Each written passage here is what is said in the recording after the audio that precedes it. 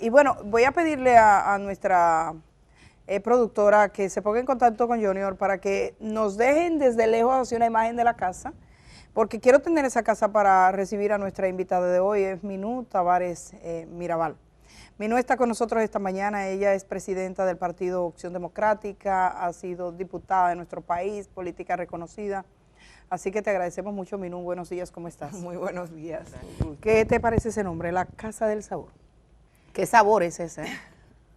Bueno, es muy cínico y muy expresivo del movimiento, pero esa casa, que fue lo que yo comenté cuando la vi, esa casa era la casa que se utilizó en el 2012 como centro, digamos, como la oficina desde la cual se hizo el traspaso de mando. Esos 3 meses. O sea, esta casa en el año, en ese momento es cuando gana las elecciones Danilo Medina. En el 2012, cuando Y Danilo gana. déjennos la casa, por favor, Sí, y por que amplíen favor. la mirada así.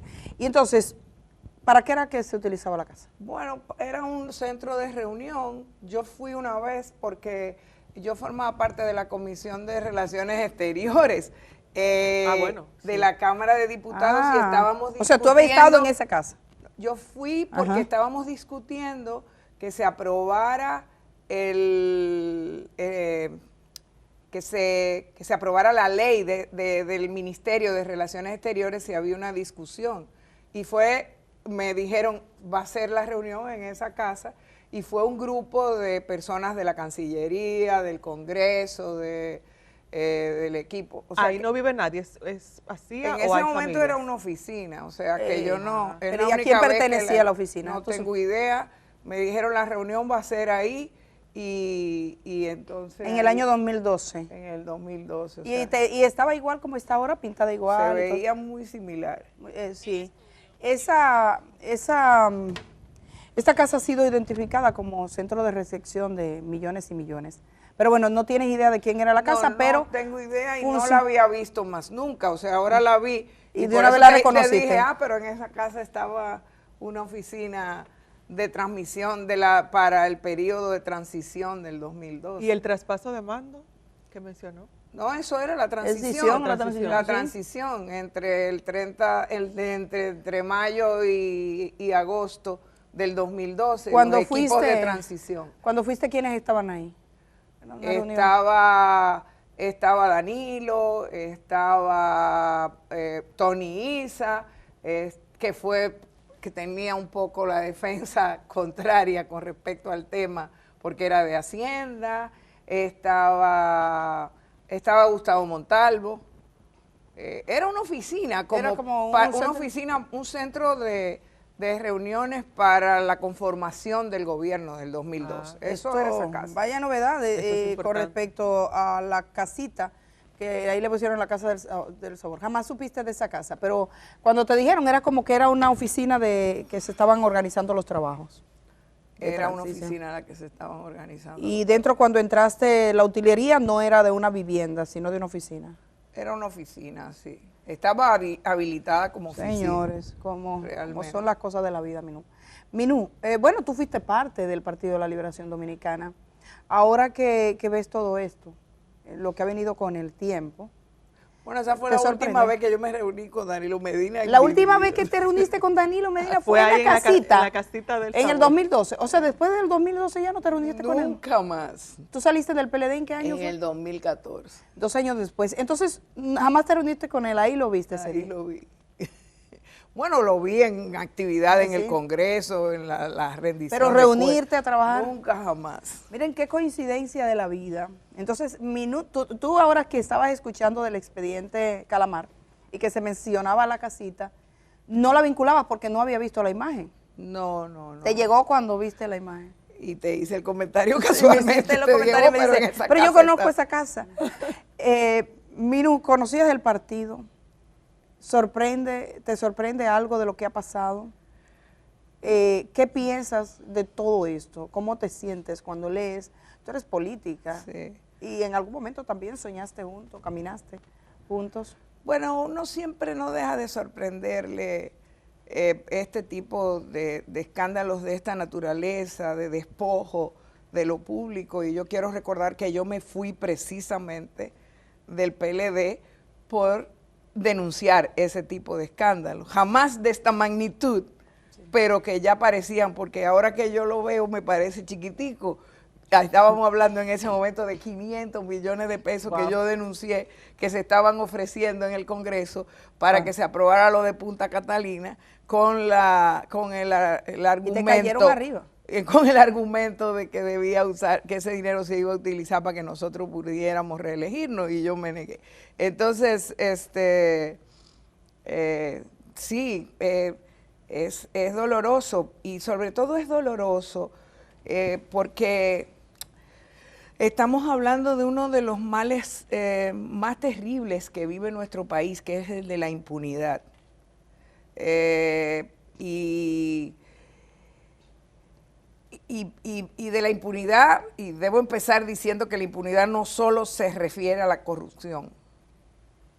La impunidad es mayor todavía, o sea, nosotros vivimos en el reino de la impunidad. Este año estamos conmemorando el 60 aniversario del asesinato de Manolo Tavares Justo y de sus compañeros por una patrulla dirigida por Ramiro Matos, y ha sido denegada la justicia, y la Academia Dominicana de la Historia lo eleva a miembro correspondiente de esa academia sin siquiera permitir que hubiera que se cruzaran y que se debatieran sobre los diferentes testimonios que lo señalan como responsable no solo de ese crimen, sino del crimen de los héroes de junio del 59, a donde él estuvo ahí y dijo, fue aquí donde los enterramos.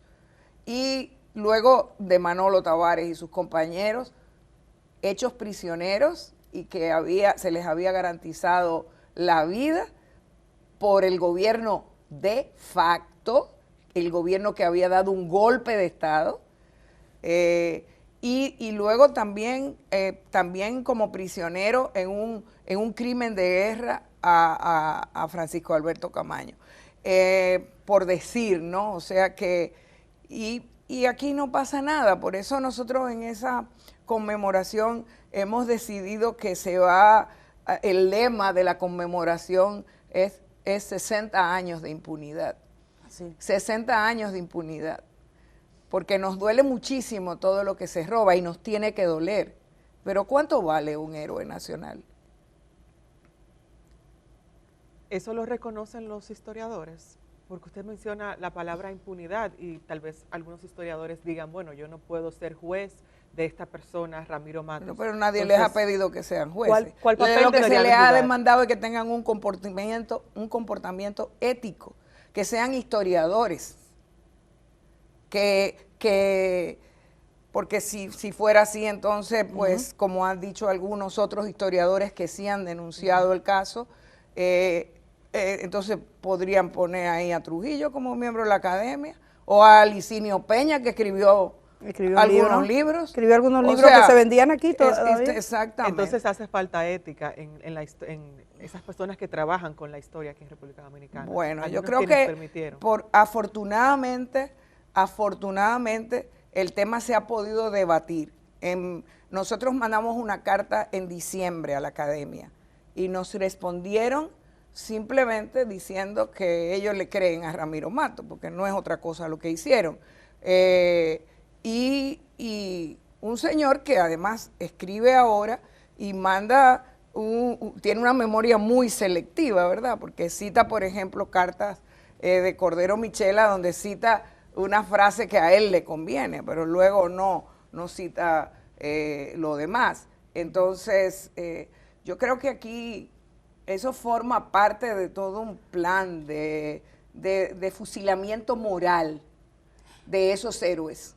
O sea, y creo que forma parte de eso. Es decir, es como un razonamiento, bueno, los derrotamos militarmente en aquel momento, pero no han logrado derrotarlos moralmente. Y con ese tipo de cosas, eso es lo que buscan. Eso es lo que pretenden. Y lo que pretenden además es imponer también una visión de la República Dominicana en la cual se justifica todo tipo de impunidad. Dice que hemos llegado a esto pasando del tema de la casita y decías ese recorrido que es una historia, 60 años de impunidad. ¿Consideras que ahí están los cimientos de la impunidad dominicana? Absolutamente, ahí están. O sea, de acuerdo con ese criterio de la academia, los únicos criminales que hubo durante la dictadura fueron los asesinos de las hermanas Mirabal. Porque fue el único juicio que se hizo. Sí. Después aquí el trujillismo siguió vivito y coleando, y sigue vivito y coleando. Porque esa decisión de la academia es una decisión que apuesta por el autoritarismo. Es una decisión que defiende eso. O sea, aquí el ejército que siguió fue el de Trujillo. Y de hecho, el único juicio que hubo fue el de las hermanas Mirabal. Y los asesinos en un juicio público, televisado, estaban sueltos a los 2 años. Hay una frase que utilizaba... Y sueltos por esos mismos militares, algunos de ellos incluso constitucionalistas. O sea, dime si eso no es impunidad. Hay una frase que utilizaba Uchi Lora, no es la politización de la justicia, sino la politización de la corrupción. La corrupción como sistema. Efectivamente, porque, o sea, ¿qué es lo que ese caso que ustedes están dilucidando aquí con mucha intensidad y hurgando profundamente? ¿Qué es lo que significa? O sea, ¿qué es lo que me dice a mí? O sea, lo que pone en jaque es a la democracia. O sea, el 12 de febrero del año 2020, a 4 días de las elecciones municipales, fue cuando hubo más manejo de dinero para cambiar precisamente la voluntad del electorado dominicano. Y alguien puede decir que en unas elecciones a donde se maneje esas cantidades de dinero público son democráticas. ¿Alguien puede decir eso? Ahí entramos. O sea, no es posible. O sea, ¿de qué democracia es que estamos hablando? ¿De qué democracia? Porque aquí se dice, bueno, una democracia electoral, pero tampoco. O sea, ¿cómo tú justificas quién puede ganar en la República Dominicana democráticamente con esos manejos? Con ese manejo de recursos. Y te voy a decir una cosa, no es que eso ha cambiado. Esa es otra pregunta. O sea, no es que eso ha cambiado, porque aquí se sigue denunciando ahora al revés. O sea, o vamos a creernos que somos ingenuos y que la cantidad de alcaldes que se están pasando para el gobierno lo están haciendo por amor a la democracia y porque el gobierno está haciéndolo muy bien. O sea, eso es impresentable en cualquier país. Minú, absolutamente. Sigue ahora el tema también, ahora que usted menciona el tema de los gastos, con la ley de régimen electoral, el tope de los gastos sigue igual. Y así también el tema de las sanciones para quienes se pasen de esos gastos. ¿Qué opina usted? Exactamente. O sea, y eso es algo, porque nosotros nos invitaron al Congreso a discutir los cambios que se le iban a hacer a la ley. Y lo dijimos. Y les dijimos, señores, aprovechen y hagan una buena ley que nos permita cambiar, que nos permita avanzar en la construcción democrática en la República Dominicana. Y no, o sea, ese es un filtro que debería haberse puesto, pero ¿quiénes lo aprobaron? Esos mismos partidos, incluyendo al PRM, porque fueron ellos los que aprobaron esa ley. Esa ley en la que tenían la oportunidad de haber construido una legalidad más favorable a una competencia democrática. Y decidieron no hacerlo. ¿Por qué? Porque piensan que se van a beneficiar de eso el año que viene. Y porque van y están pensando en manejar dinero público para cambiar la voluntad del voto del pueblo dominicano en las urnas cuando vengan las elecciones, utilizando dinero público. Es eso lo que se insiste en mantener.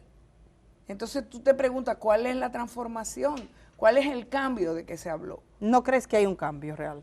Bueno, es muy difícil defender que aquí hay un cambio. No hay cambio real. O sea, no. En términos estructurales. No hay ningún cambio. Eso que decías de los alcaldes que se están pasando al partido de gobierno, ¿consideras que el gobierno está realmente y el partido oficial comprando? Ha dicho el PLD que es comprando. Eso, mira, eso no es aceptable ni ética ni estéticamente.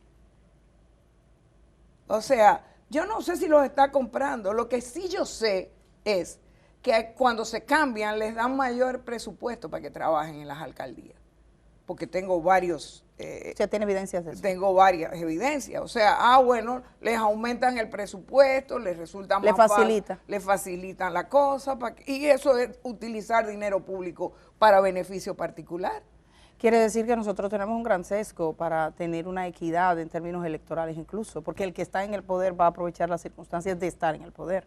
¿Cómo poner esos límites para que exista? Te digo, la ley era una oportunidad. Si este gobierno quiere y quería, si el PRM demostrar una voluntad de cambio sustantivo, de cambio esencial, la modificación de la ley era una gran oportunidad, la tuvieron en sus manos, pero no.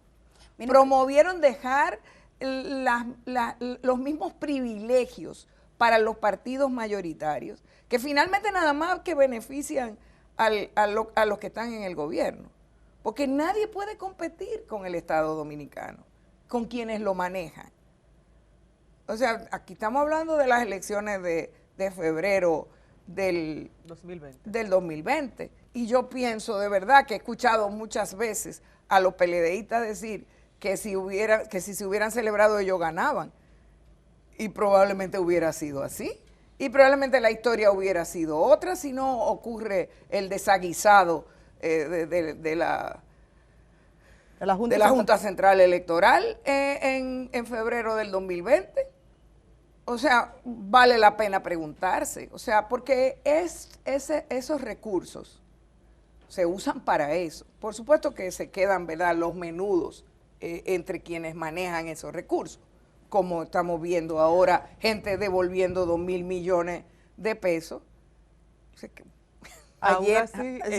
ayer me decía alguien vinculado al PLD, decía, pero si es por financiamiento de campañas políticas, aquí casi todo el mundo estuviera preso. Exactamente. Él lo cree. Entonces, ¿por qué con ellos? Era la pregunta que se hacía. Bueno, porque se sigue también el mismo librito de avanzar procesos de manera selectiva, lamentablemente. O sea, si aquí se quiere realmente digamos, construir, porque aquí nunca ha habido una justicia independiente. Si se quiere construir una justicia independiente, habría que terminar con ese modus operandi, en primer lugar. O sea, de nada más mirar para una parte de la historia, como si nada más ahí se hubieran concentrado los hechos de corrupción. ¿Crees que el Ministerio Público está haciendo... ¿Crees que el Ministerio Público está siendo selectivo? Yo creo que sí. Yo creo que sí. Aquí hay muchos otros escándalos. Y hay escándalos de este gobierno, a los cuales hay que investigar también. Como dice el refrán que viene desde la Roma antigua, que la mujer del César no solo tiene que ser seria, también tiene que aparentarlo. Y tiene que decir, bueno, estamos investigando. O sea, aquí ha habido funcionarios. ¿Qué ha pasado con lo que, o sea, basta con que se retire de su cargo a 2 funcionarias del Ministerio de la Juventud? ¿Qué pasó con el caso de pasaportes? Y eso es un aspecto. El otro aspecto que tengo que señalar, o sea, porque aquí no estamos hablando de inocencia, porque la inocencia yo creo que no está sobre la mesa. Nadie se atreve ni a defenderla. Ni siquiera, como decía Uchi, el expresidente Medina cuando dijo su discurso. No es de eso que estamos hablando. O sea, estamos hablando también, y por eso dije lo del César, o sea, no hay ninguna necesidad de hacer un espectáculo con esos con esos casos y con la forma en que se hacen las detenciones. Tú tienes que empezar, yo creo, tienes que empezar demostrando que vas a llevar adelante un proceso con el debido proceso, valga la redundancia. ¿Por qué necesidad hay de repetir esas conductas autoritarias que vienen de la dictadura llegando a una casa un sábado a medianoche? Entonces usted le daría... Ninguna necesidad. Ninguna. O sea, no podían esperar hasta las 7 de la mañana o hasta las 8 de la mañana. No tenían esa vigilancia. No hay necesidad. Eso le hace daño al proceso. ¿Usted le daría la razón entonces al expresidente Danilo Medina, que dijo que la justicia y el Ministerio Público están politizados con esas declaraciones que da ahora? Bueno, yo creo, no. Yo estoy defendiendo una manera de actuar. Yo no le estoy dando la razón a nadie. O sea, no estoy dándole la razón y si la tiene no tengo problema en dársela. O sea, yo estoy diciendo lo que yo creo. ¿Es nueva esa actuación? No, eso es lo mismo que han hecho desde hace tiempo. En los casos anteriores también lo hicieron. O sea, recordemos cuando se persiguió a Andrés Bautista, a Chu Vázquez, hicieron exactamente lo mismo, se aparecieron en la madrugada también. Pero hasta Temístocles. A Temístocles, a todos, o sea, no hay absolutamente ninguna justificación para que el Ministerio Público haga eso. Y yo creo, y tampoco la hay para que mantenga a nadie en prisión preventiva, porque eso es algo contra lo que tenemos que luchar en este país. ¿Consideras que la solicitud de medida de prisión preventiva es un exceso? No, considero que eso se ha convertido en la regla. Okay. O sea, en este país, en algunos momentos y todavía, el número de prisiones preventivas sigue superando el 60%. Estaba leyendo el expediente. Entonces eso no es posible. Pero estaba leyendo el expediente, exacto, Calamar, Medusa y demás. ¿No? ¿Qué decían ellos? Que se han intimidado testigos. Hay una cosa que está diciendo, el 96% de los testigos del caso Calamar, o sea, lo dice en el Calamar el expediente, si bien recuerdo está entre el 96 y el 99, de los testigos no quieren opinar. Y bueno, básicamente lo que plantea la solicitud de medidas, que todavía no se conoce, es que se pondría en riesgo la investigación por el poder que se tiene. Entonces, frente a eso, ¿consideras que esas personas deberían tener una solicitud distinta al de la prisión? No sé, o sea, yo no soy, ni soy del Ministerio Público, ni soy experta en el caso de la prisión preventiva. Estaba valorando. Yo estoy hablando de la prisión preventiva porque muchos de los casos han terminado estando 18 meses en la cárcel, han tenido que liberarlos porque la ley no les permite mantenerlos más tiempo. Más que liberarlo, variarle la medida de coerción. Sí. Y entonces, mandarlos para su casa, lo cual es una diferencia grande. Pero no quisiéramos ver nuevamente que este tipo de situaciones se repita, porque no han avanzado los casos en la justicia. ¿Considera que los casos están estancados? Bueno, yo creo que no han ido con la celeridad con que se amerita.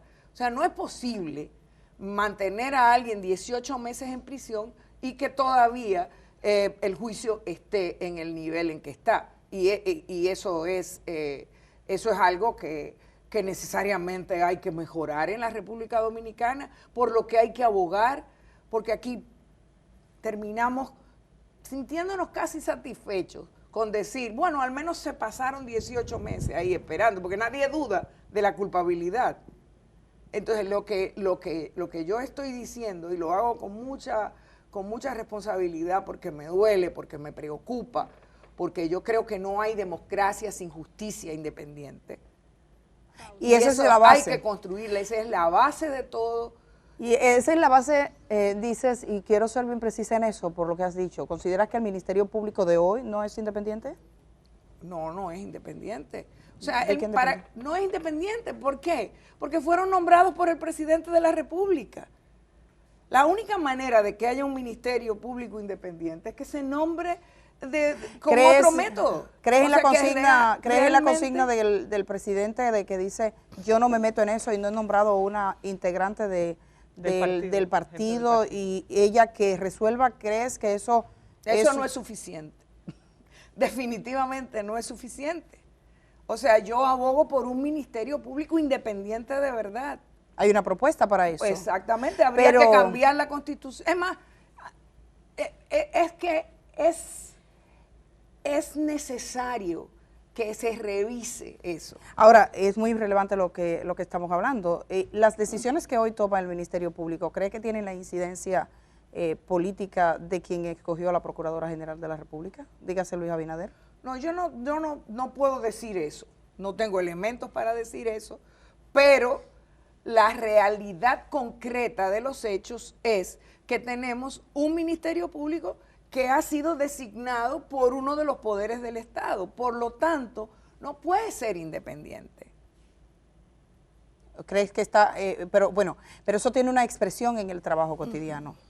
¿Qué significa eso? ¿Que eso limita la libertad de actuar del actual procurador y de su equipo? Lo limita absolutamente, quiérase o no se quiera, lo limita absolutamente, porque ese equipo ha sido designado por el presidente de la República, entonces se debe al Poder Ejecutivo.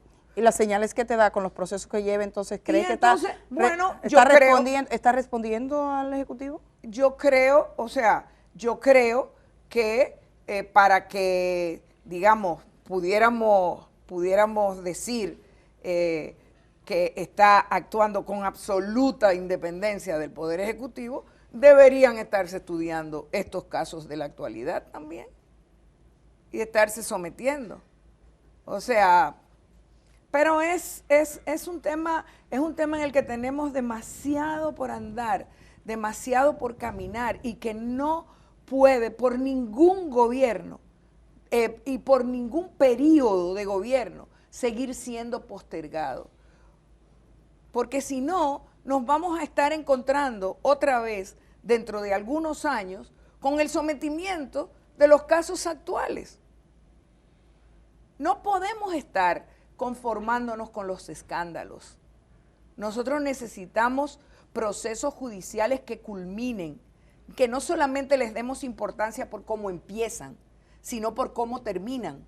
¿Cómo han terminado los demás casos? Ninguno ha terminado. Entonces, o ahora mismo hay una agenda ayer estaba el caso Coral pospuesto. Porque no han terminado todavía. Está en proceso. Exactamente. Para juzgar cómo funciona, tendríamos que tener resultados. No los hay. Evidentemente ahí hay que hacer un análisis de otros aspectos que hoy no tenemos tiempo, como cómo opera, por ejemplo, cómo están las audiencias, cuáles son las razones de las posposiciones y todo lo demás. Pero en ningún caso se ha cerrado, solo terminó el caso de la lotería con una condena que es parcial porque el principal imputado no lo condena. Pero el Ministerio Público pidió 12 años por el principal imputado, lo dijo. Y está apelando. Exacto. Y está apelando, pero habría que ver. Y habría que hablar también de la justicia, pero no tenemos tiempo para más. Pero lo que quiero decir, sí, para que no haya ninguna confusión, es que el Ministerio Público tiene que hacer su papel y también tiene que hacerlo el Poder Judicial. O sea, no es posible que nos quedemos solamente en el sometimiento de los casos. Es que ningún caso se ha caído, Mino. Los casos Coral, ayer había audiencia preliminar. Sí, lo que pasa es que se tardan, o sea, cuando lo ves, los tiempos. República Dominicana tiene un problema, incluso de legislación. Tú ves el caso de Perú, en Colombia.